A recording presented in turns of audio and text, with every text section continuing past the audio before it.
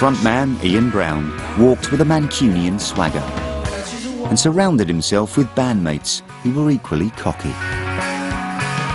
We always had amazing pants and great haircuts, bunch of absolute cheeky monkeys, 100% arrogant, self-confident, great musicians, born to do it, so that's what we did, man. The Roses never apologised for their arrogance. They declared themselves the best band in the world and had little time for the indie music that had come before them. The independent scene's a joke, innit? There's no good music come out of it, really. Hardly any. Not England, anyway. Manchester in the area, we're in a national continental. Hello! In 1989, the Stone Roses gave indie music a completely fresh start. That summer, they began limiting their British performances to one-off spectaculars. The first of these was a legendary concert at the Empress Ballroom in Blackpool's Winter Gardens.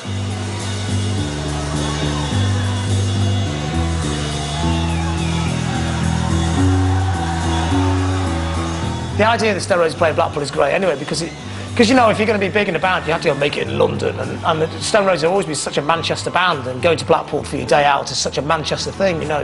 That's what you did, you know. I was going to this big breakthrough gig in Blackpool, drag the whole London up to it. It's perfect. Blackpool was a gamble. Outside of Manchester, the band had struggled to fill venues holding just a couple of hundred people. The Empress Ballroom held a crowd of over 3,000. We always considered like doing gigs as being like walking a tightrope, you know. You could fall off at any moment in time, but we just enjoyed the danger of trying to overreach ourselves and just see exactly how far we could stretch things, you know. Book places that we knew we couldn't possibly fill, just to see if we could. Probably about 8 or 9 coaches went down from Manchester, and I was on one of them, and it was just a really funny experience on the way down, and then a fantastic gig.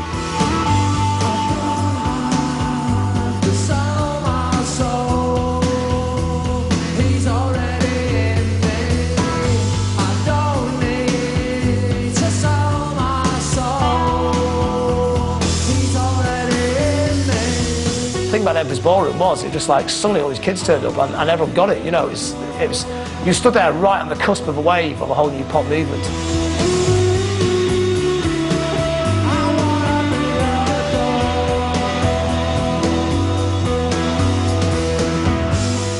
But the band knew it. They knew they had the moments, you know. It wasn't just another gig. It was the moment was there. The band grasped it.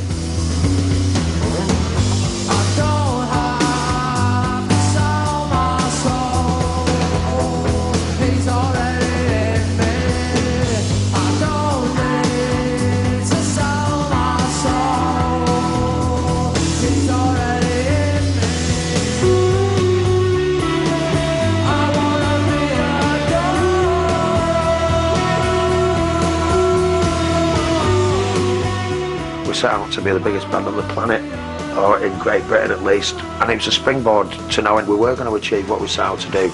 We kind of moved it up a gear from playing like the smaller club things. It was just amazing. I remember Ian had this t-shirt on with a load of burnt £5 notes around his neck, and he just sort of commanded the stage really well, and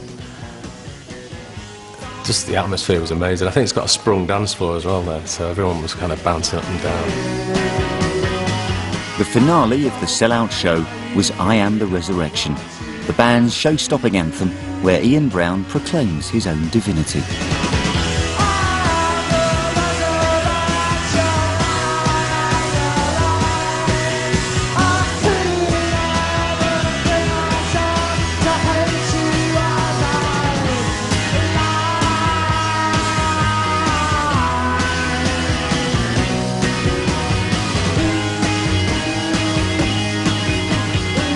The song's instrumental climax turned the gig into an enormous rave.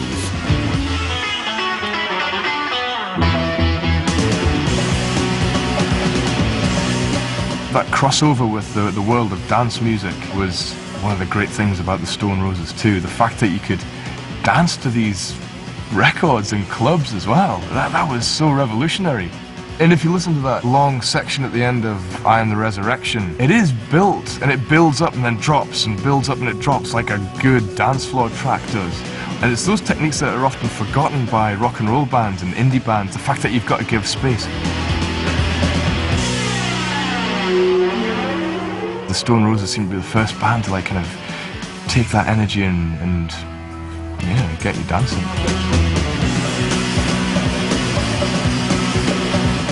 And we're always a pretty funky band anyway, you know, they're the blackest white guys on the planet, and you know, I think we had more people dancing there than the fucking Labour Party conference ever did.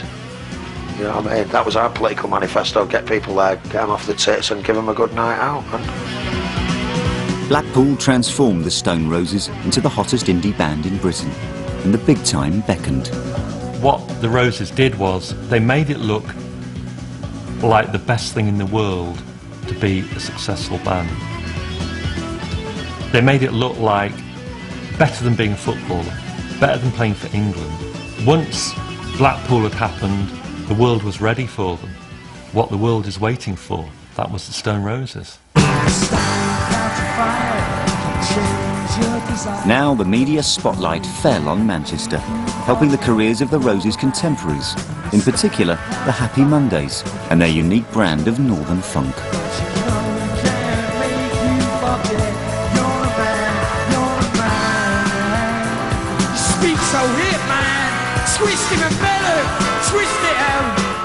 For a few years, what became known as Manchester was the pop culture capital of Britain.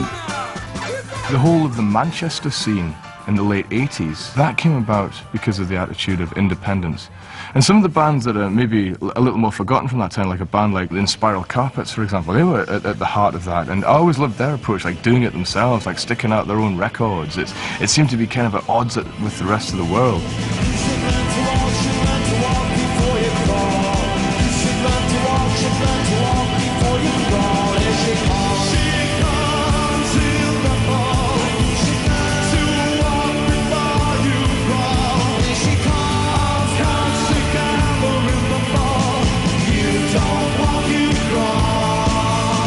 I was working for the Spiral Carpets in their office, and I used to go on the road with them, and I was kind of part of their road crew.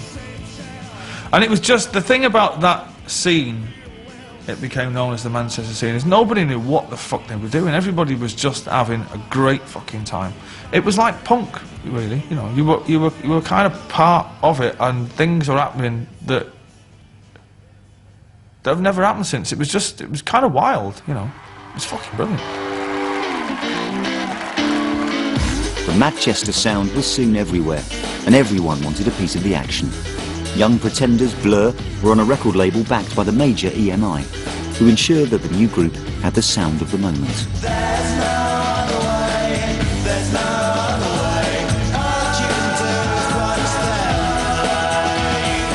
Blur were first around when the Manchester so-called baggy thing was still going on.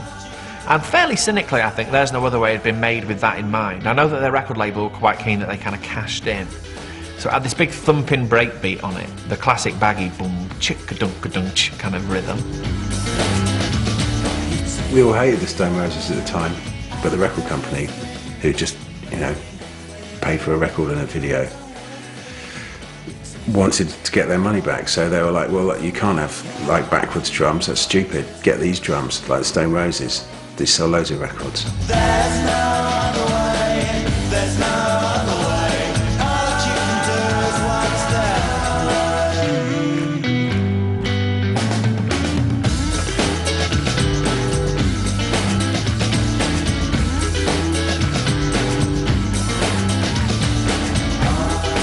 There's No Other Way was a top 10 hit, but lead singer Damon Albarn was still a long way from finding his own voice. I mean, the only way I can kind of explain it is by saying I wasn't ready, really, to be making music. I don't think really I would kind of really class myself as a songwriter then. It was like one or two good songs, but I just wasn't confident enough to really write. As Blur's career was just starting, the fortunes of the Stone Roses had taken a downward turn. Caught in a web of contractual wrangling and litigation, the band was running out of steam.